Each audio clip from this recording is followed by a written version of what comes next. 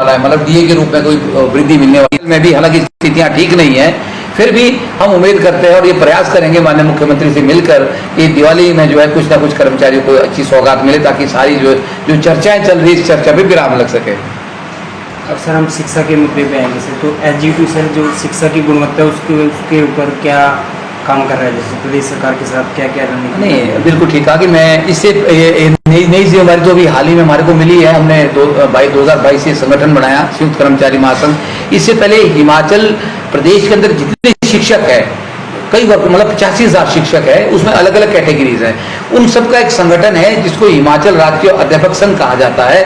वो सभी कैटेगरी के शिक्षकों का प्रतिनिधित्व करते हैं। 2013 से मैं इसका लगातार प्रधान हूँ, चौथी बार मुझे जिम्मेवारी यही हमीरपुर में मिली है।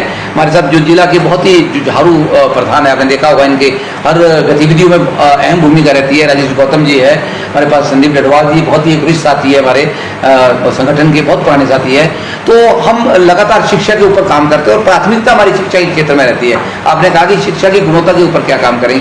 शिक्षा की गुणवत्ता को बार बार हमारे शिक्षा मंत्री चिंतित है कि हम जो है 17वें 18वें स्थान पे नीचे आ गए, हम दूसरे तीसरे स्थान पे, हम कहाँ केरला से कम्पीट करते थे, आज वो स्थितियाँ नहीं रही है। बड़ी सारी चीज़ें आज शिक्षा के अंदर आ गई है।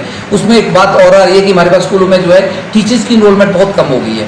बहुत सारी वैकेंसियाँ 20,000 के आसपास लोगों वैकेंसियाँ खाली है, और वैकेंसियाँ खाली भी है पर लेकिन स्कूलों में बच्चे भी नहीं है। इस बात को भी हमें एडमिट करना चाहिए। हम बार बार इस बात को कहते हैं, स्कूलों में बच्चों की इनरोलमेंट हमारी इतनी स्पीडली घटी है, उसका कारण ये है कि एक तो हमारे जो पेरेंट्स जो है, अभिभावक जो है, उनमें एक जो है ऐसा कल्चर डेवलप होगा कि अच्छे बच्चों को अच्छी प्राइवेट स्कूल में एजुकेशन देने का ट्रेंड चला है। उसको तोड़ने के लिए हम सबको एक, मैं मीडिया के बंधुओं से भी आह्वान करता हूँ, पूरे चौथा स्तंभ है कि आप भी इस चीज़ को हाईलाइट करें कि प्राइवेट स्कूलों में हो क्या रहा है। वहाँ शिक्षा का जो बेड़ा गर्क हो रहा है वो बहुत बुरा हाल है, पर लेकिन फिर भी आज ये चीज़ सामने नहीं आती है। वो एक अच्छा एनवायरनमेंट देने का प्रयास करते हैं, अच्छा दिखावा करते हैं, अच्छा मीडिया में जाके दिखाते हैं अपने इंफ्रास्ट्रक्चर को, और हमारे जो अभिभावक है बेचारे वो फंस जाते हैं उस जाल में, और हमारे गवर्नमेंट स्कूल से बच्चे जो निकाल के ऊपर को ले जा रहे हैं। वो एक वजह होगी, हमारे स्कूलों में बच्चे नहीं रहे, तो कई स्कूल ऐसे जहाँ 3 टीचर है, बच्चा है ही नहीं है, 1 या 2 है, तो वो निश्चित तौर पर स्कूल बंद होने हैं। हमने भी कहा कि जहाँ बच्चे कम है वहाँ स्कूलों को बंद किया जाए, तो बहुत से स्कूल बंद भी हो गए। अब स्कूल कुछ और बंद हो रहे हैं, मिडिल स्कूल बंद हो गए, प्राइमरी हो, अब हाई और सेकेंडरी स्कूल भी बंद होने की तैयारी पे है। तो उसमें हमने एक बात कही थी अभी शिक्षा मंत्री से कि आपने 20 का जो क्राइटेरिया रखा है कि जहाँ 20 बच्चे भी है वो भी बंद कर दिए जाएंगे। हमने बोला बहुत ज़्यादा है, आप थोड़ा इसको कम कर दीजिए। एकदम से हम इतने स्कूल बंद कर देंगे तो ये बड़ा गलत मैसेज जो है प्रदेश के अंदर जाएगा, और इससे अच्छी छवि सरकार की नहीं जाएगी। अब माननीय शिक्षा मंत्री और मुख्यमंत्री ने इस बात को माना, और उन्होंने 20 की जगह 15 का क्राइटेरिया कर दिया कि अगर 20 हो गए तो हम बंद नहीं करेंगे, 15 और उससे कम है तो बंद करेंगे। पर उसमें भी मैं और ऐड करना चाह रहा हूँ आप सब के माध्यम से कि ठीक है वो बंद होने भी चाहिए, पर लेकिन अगर इस सत्र में ये स्कूल बंद ना हो, मिड सत्र की बात कर रहा हूँ, तो ज़्यादा बेहतर होगा। अगले शुरू सत्र से स्कूलों को बंद किया जाए, युक्तिकरण किया जाए। युक्तिकरण में हमारा कोई उसमें रोक नहीं है। जहाँ पे टीचर ज़्यादा है, बच्चे कम है, उन टीचरों को वहाँ भेजा जाए जहाँ पे जो है उनकी ज़रूरत है। पर जो मिड सेशन में हमारे स्कूल बंद हो रहे हैं, वहाँ बच्चों को भी नुकसान हो रहा है, वहाँ टीचर जो है उसका भी सारा सेटअप खराब हो रहा है, उसको दूर जाना पड़ रहा है, या तो उस टीचर से चॉइस ली जाए, बच्चे के लिए कोई समाधान सरकार करे, तब तो इस स्थिति में हो सकता है। पर इसमें बहुत एक्सरसाइज करने की जरूरत है। और एक और मैं क्वालिटी की बात कहूँ, क्वालिटी में हमारा जो सबसे बड़ा वर्ग है वो टीजीटी वर्ग काम करता है। साइंस टीचर का बड़ा एक अहम रोल रहता है स्कूलों के अंदर। अभी उसमें एक हमारा चिल्ड्रन साइंस कांग्रेस होता है, जो बच्चे की प्रतिभा को चौमुखी विकास जिसको कह सकते हैं वो होता है, कि बच्चे को एक टैलेंट उसका बाहर निकलता है। तो अब उसमें भारत सरकार की तरफ से उसमें एक ऐड मिलती थी, उसमें एक ये चिल्ड्रन साइंस कांग्रेस होता था, उसमें फंडिंग होती थी। वो फंडिंग इस बार उसके ऊपर कोई गाइडलाइन अभी तक नहीं, हालांकि मैं इसका नोडल ऑफिसर भी हूँ साइंस एंड टेक्नोलॉजी का स्टेट लेवल पे, तो अभी कोई गाइडलाइन कोई इस तरह की हमारे को सेंट्रल लेवल से कोई एक्टिविटी करने की नहीं आई है। तो अब मैं इसमें ये कहना चाह रहा हूँ, मैं जल्दी ही माननीय शिक्षा मंत्री के समक्ष इस मुद्दे को हम रख रहे हैं कि अगर भारत सरकार इसमें पहल नहीं करती है तो इस साल हमारी एक्टिविटी नहीं हो पा रही है, और ये बड़ा ज़रूरी है क्वालिटी बच्चों को निखारने के लिए, उनको एक प्लेटफॉर्म देने के लिए। तो स्टेट इसमें इनिशिएटिव ले, स्टेट गवर्नमेंट जो है इसको जो है आगे आए, और स्टेट गवर्नमेंट जो है फंडिंग करके जो इस एक्टिविटी को एटलीस्ट अगर क्वालिटी को बढ़ाना है, एक बच्चों को प्लेटफॉर्म साइंटिफिक एटीट्यूड डेवलप करना बड़ा इंपॉर्टेंट है। उस साइंटिफिक एटीट्यूड डेवलप करने के लिए जो हमें इसमें स्टेट गवर्नमेंट को पहल करके इसको फंडिंग करनी पड़ेगी, और ये एक्टिविटी कंटिन्यू हो और इसमें जो हमारे लोग लगे हैं, साइंस सुपरवाइजर लगे हैं, जैसे हमारे गौतम जी लगे, और लोग भी लगे, बड़े जुझारू लोग लगे हैं, बड़ी मेहनत कर रहे हैं लोग, पर ये मेहनत तब करेंगे जब इनके पास कोई प्लान होगा काम करने के लिए। तो ये इसमें एक बात और मैं जोड़ना चाह रहा था।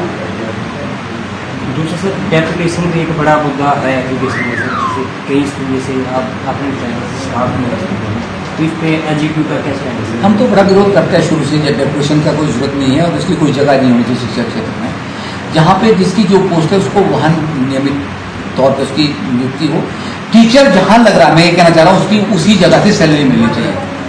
अगर टीचर कोई निदेशालय में पोस्टेड है तो उसकी सैलरी निदेशालय से निकली चाहिए।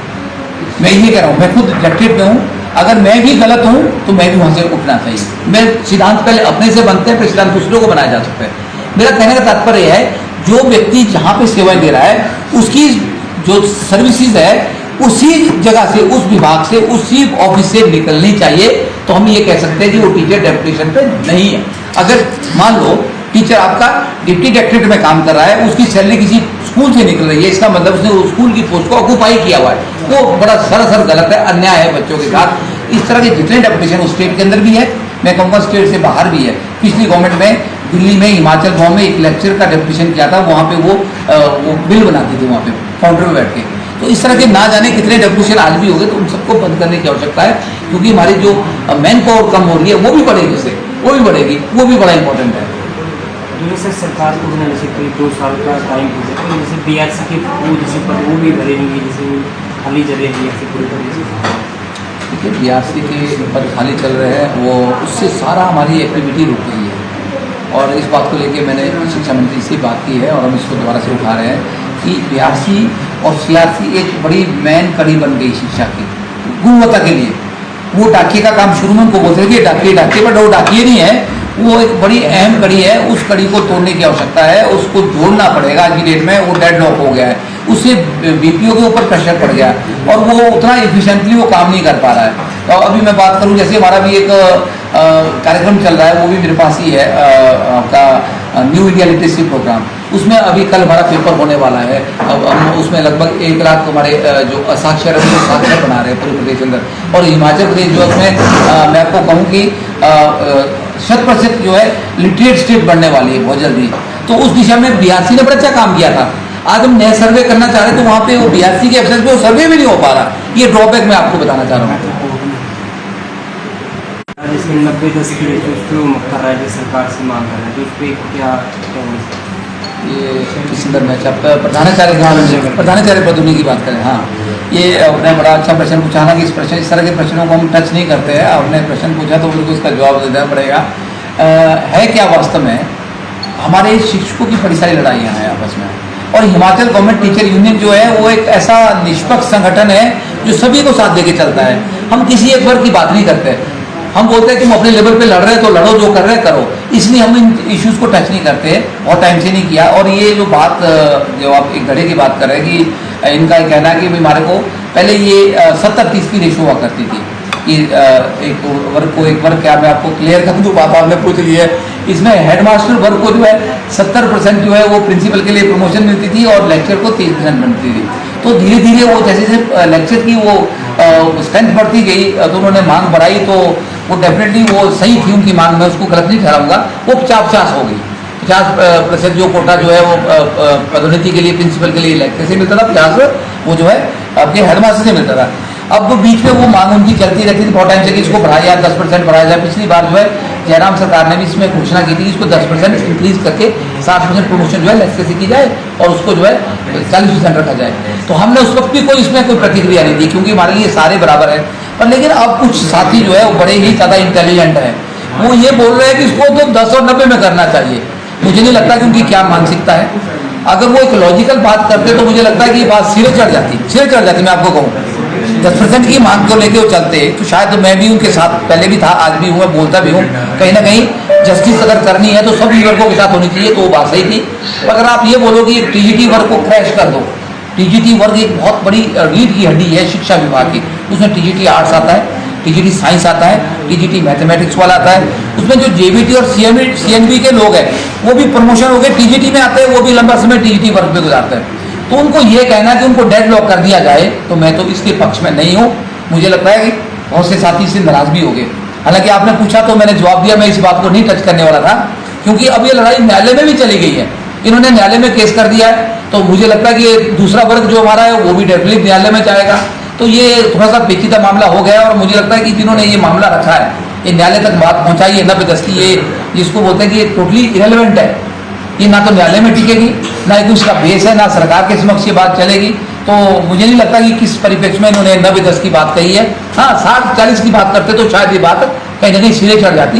अभी मामला इन्होंने अपने आप से इसको उठा दिया है, इसमें मैं ज़्यादा टिप्पणी आगे नहीं करना चाहता।